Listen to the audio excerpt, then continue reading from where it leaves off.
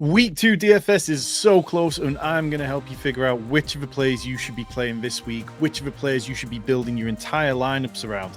I'm going to go through all the positions, give you a couple of players at each one, talk about why they're smash picks for me, and we're going to get into all the ways that I would use them as well. Let's go. Kyler Murray, 6,600 against the Rams. This slate, it's dominated by the dual threat quarterbacks, and deciding which of them you want to use is going to be really tricky.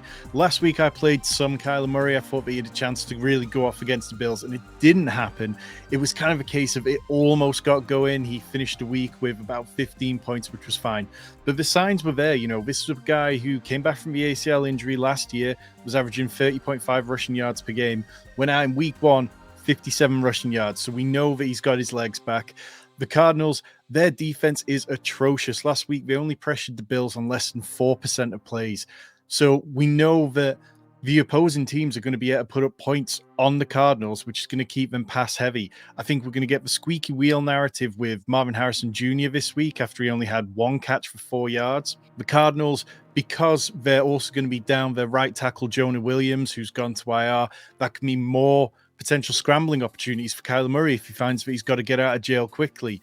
I think that this is a good matchup for Trey McBride as well. It just all adds up to a good situation for Kyler Murray in a game which has one of the highest over-unders of the week at 49.5.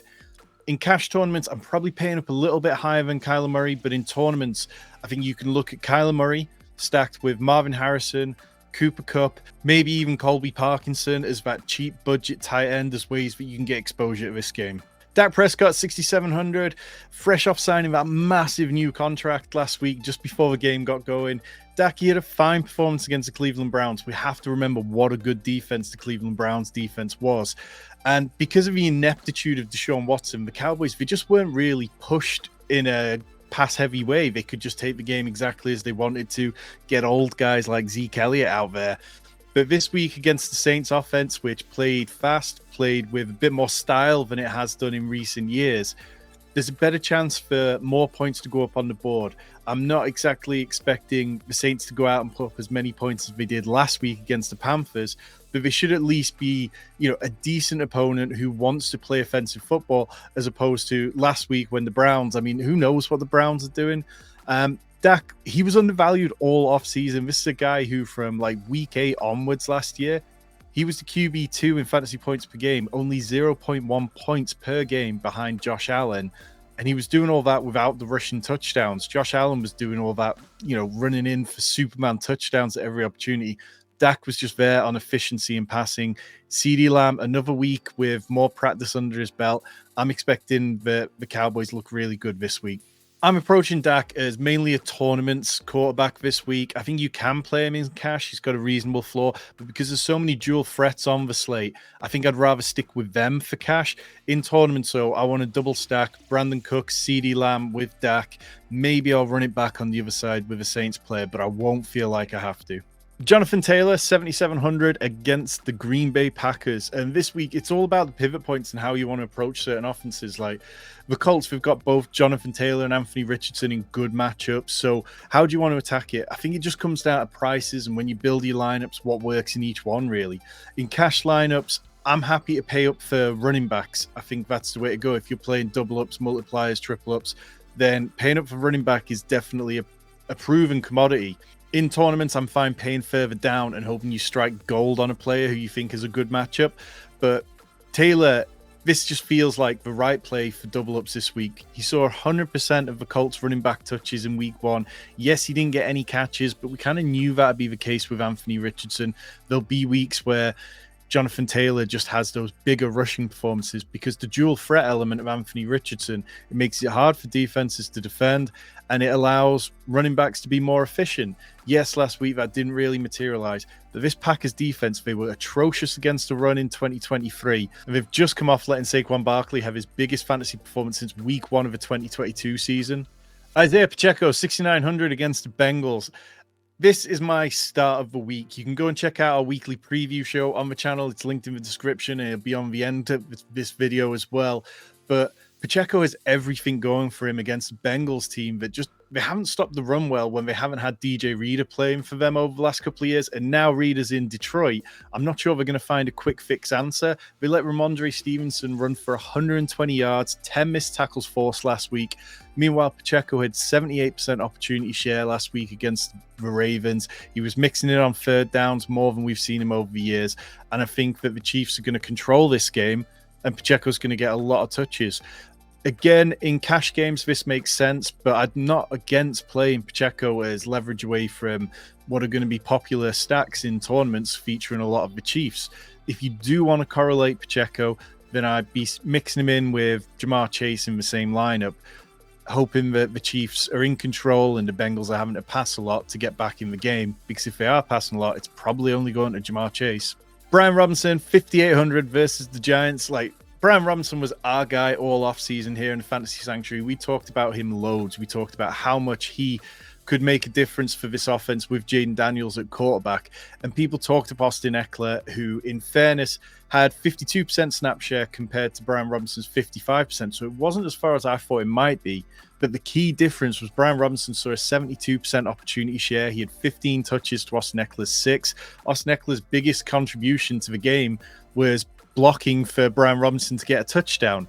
Both running backs had 4 targets, but, in a shock to absolutely nobody that paid attention to our content over the offseason, Brian Robinson was more efficient, more dynamic with his work. The Giants, they allowed Aaron Jones to finish as the RB9 with 18.9 fantasy points last week. I don't think they're going to find any answers for Brian Robinson. I like using him in all formats, whether that's cash games, tournaments. If you're going to correlate him, you can look at either Malik Nabers or Wan'Dale Robinson. I think they're the only 2 viable options for the Giants in the passing game at the minute. And against the Washington defense, which we'll come to in a bit, you've got to target pass catchers. J.K. Dobbins, 5,400 against the Panthers. Nothing made me happier as a Ravens fan than seeing J.K. Dobbins in week 1 looking good and surviving the whole game.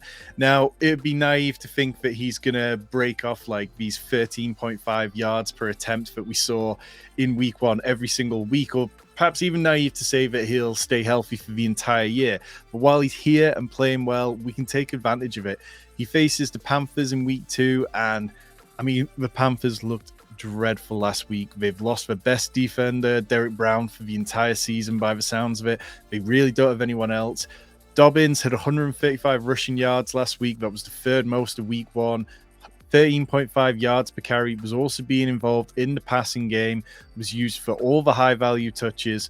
J.K. Dobbins is far better than Gus Edwards is these days.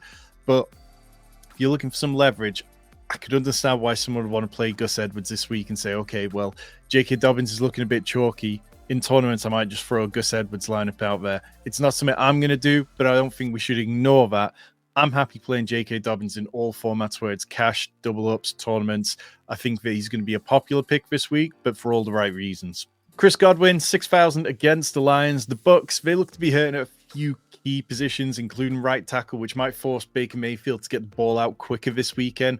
That should in turn favor Chris Godwin, who returned to playing more often in the slot last week at a rate of 43%. That's a notable uptick from 2023, where he's playing there at a career low 34%. And last week, we saw the damage that Cooper Kupp could do against the Lions playing from the slot. He played there on 71% of his snaps, and he ended up with 14 catches, going over 100 yards. Meanwhile, Chris Godwin, he caught all 8 of his targets in week 1, led the Bucs in targets, catches, and receiving yardage. Look, Chris Godwin, one of my guys for this year, and it is so good to see him playing well. I think Godwin, you can play in both cash formats because he's got that reliable floor, but you can also play him in tournaments, and I wouldn't be against correlating him with Jahmyr Gibbs, who I think is in for a bounce-back week. Malik Nabers, 5,900 at the Commanders. Yeah, I really wanted Malik Nabers to come out of the blocks firing and just be incredible, and it wasn't quite there. Yes, Wan'Dale Robinson led the team in targets, but Malik Nabers, we've got to get more creative with him, and this is the time to do it because the Commanders' defense, last year, they were dead last in DVOA versus the pass. They allowed the 2nd most fantasy points to both quarterbacks and wide receivers last year, gave up 5.9 yards per play, and an average of 260 passing yards per game. Week 1, they continued that theme. Baker Mayfield went out there, threw 4 touchdowns, 289 yards. He only got sacked once, which could be good news for Daniel Jones, who really needs a nice clean week. The Commanders, they've also lost Emmanuel Forbes Jr., one of their cornerbacks, to a thumb injury. So it's just, it might feel a little dicey with the Giants, but Malik Nabers is an uber talented rookie. And one of these days soon, he's going to absolutely blow up in a game. And I'm happy to try and be early on that. It's probably not something I'd be doing in double ups and cash games due to the Daniel Jones effect.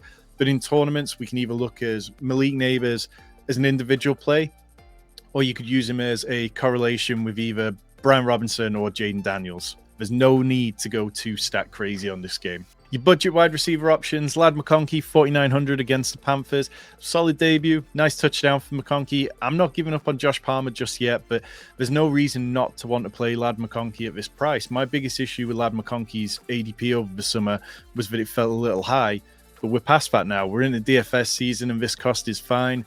Wan'Dale Robinson, 4,300 at the Commanders. And I don't know why Wan'Dale's getting over slot snaps. I don't know why Nabers is being forced outside, but if trend continues, then there'll be more games like last week where Wan'Dale Robinson leads the team in targets with 11, and obviously the Washington defense is awful. Demarcus Robinson, 4K against the Cardinals. Before week 11 last year, Robinson played only 5% of snaps for the Rams. They really wanted it to be Tutu Atwell who took that wide receiver role, but he just wasn't up to it. Then when Robinson eventually got in from week 12 onwards, he averaged 80% of snaps. And this is in part down to the fact that the Rams play 3 wide receiver sets at one of the highest rates in the league. Robinson then went on to 13 or more PPR points in all 6 of those games down the stretch. Puka Nacua out injured. It seems like Robinson is locked in to play 90% of snaps. Matthew Stafford trusts him. He's possibly one of the best value plays on the week. Tight end, Mark Andrews, 5K against the Raiders. The Chiefs, they know how to stop Mark Andrews. You go back over his career, and Mark Andrews only averaged 21.6 yards per game against them. They know that if you take Mark Andrews away, it's going to be so much harder for Lamar Jackson. The Raiders, they are probably not going to be able to do that in the same way that the Chiefs did. I don't think that they are particularly strong pass defense in the way that they flashed last year. So Mark Andrews in a bounce back spot, particularly if people don't want to play him, then I'll be playing him in all formats. Look, I'm a biased Ravens fan. It's not hard to tell, but Mark Andrews isn't dead yet. And I'd be fine paying this in cash. I think most people will pay further down, and we'll get to that in a minute. In tournaments, if you're not playing Derrick Henry, then adding Lamar and Andrews as a skinny stack feels really good. I don't feel the need to put a Raiders correlation on it. Colby Parkinson, 3,100 at Cardinals. This is possibly going to be the chalk tight end of a week with Puka Nacua's injury. A lot of people are talking up Colby Parkinson, who Rams, they gave a 3-year, $22.5 million contract in the offseason. Parkinson, he ranked 9th among all tight ends in week 1 for route participation at 82%. His 5 targets tied for the 4th most among the position. At 3,100, you don't need much here.